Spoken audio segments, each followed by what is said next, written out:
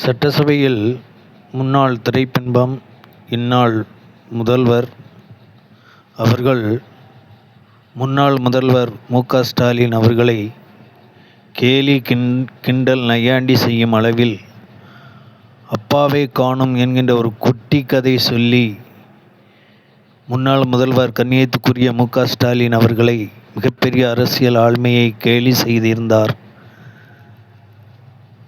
அதற்கு பதிலாக முன்னாள் திமுக அமைச்சர், போக்குவரத்துத்துறை அமைச்சர் மரியாதைக்குரிய சிவசங்கர் அவர்கள் தற்போதைய சிஎம்ஐ பற்றி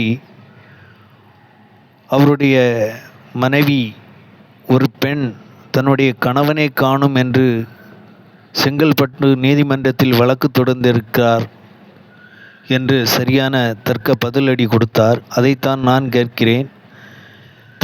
கடந்த கால சிஎம் மு.க. ஸ்டாலின் அவர்கள் அரசியலில் வெற்றி பெறுவதும் தோல்வி அடைவதும் இயற்கை. அவர் இன்றைக்கு சட்டமன்றத்தில் இல்லாமல் இருக்கலாம். ஆனால் அவர் எப்படி தோல்வி அடைந்தார் என்பது ஜனநாயகம் என்று பேசுகிறது. அதற்கு காரணம் எலெக்ஷன் மிஷின் தான் என்பதை மக்கள் உணர்ந்திருக்கிறார்கள்.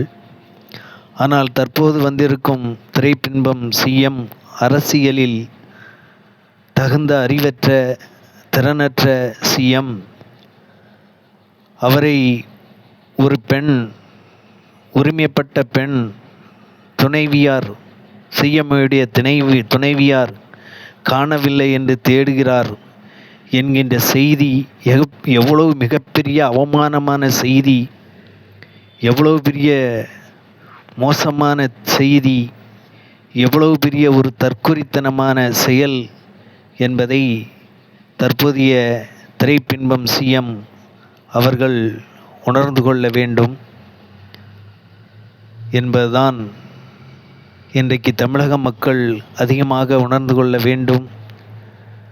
தன்னுடைய குடும்பத்தையே வச்சு பாதுகாக்க தெரியாத ஒரு முதல்வர் தமிழ்நாட்டில் இன்னைக்கு ஆட்சியில் அமைந்திருப்பதன் காரணத்தினால்தான் பெண்களுக்கு பாதுகாப்பு இன்மை, சிறுவர்கள் பாலியல் வன்கொடுமை என்கின்ற மோசமான செயல் தமிழ்நாட்டில் நடந்து கொண்டு இருக்கிறது என்பதை தமிழக மக்கள் விளங்கி இந்த ஆட்சிக்கு முற்றுப்புள்ளி வைக்க விரைவில் மக்கள் புரட்சி வெடிக்க வேண்டும், மக்கள் விழிப்புணர்வு கொள்ள வேண்டும் என்பதை நாம் தமிழக மக்கள் அனைவரும் உணர்ந்து செயல்பட வேண்டும் என்று விரும்பி கேட்டுக்கொள்கிறேன். தமிழக சொந்தங்களை, நாம் வாழ்கின்ற இந்த தாய்நாடு, இந்த தாய்மண் மிக புனிதமானது, மிக அமைதியானது. இந்தியாவிலே அமைதிக்கு பெயர் போன நாடாக தமிழகம் இருந்தது. இன்னைக்கு வடநாட்டை காட்டிலும் மோசமான நிலைக்கு தள்ளப்பட்டு இருக்கிறது என்பதை உணர்ந்து தமிழக மக்கள் அனைவரும் ஒன்று திரண்டு ஓர் அணியின் கீழ் மக்களாகிய நாம் ஒரு நல்லாட்சி அமைவதற்கு இந்த ஆட்சியை நாம் ஒன்று திருத்த வேண்டும், இல்லை என்றால் விரட்டி அடிக்க வேண்டும் என்கின்ற முடிவுக்கு மக்கள் வர வேண்டும். இது நம்மளுடைய ஜனநாயக போராட்டமாக எடுத்து நாம் அனைவரும் செயல்பட வேண்டும் என்பதே என்னுடைய வேண்டுகோள். அனைத்து தமிழ் சொந்தங்களுக்கும் என்னுடைய மனமார்ந்த மகிழ்வினை தெரிவித்துக்கொண்டு நிறைவு செய்கிறேன். அடுத்த வீடியோவில் காண்போம்.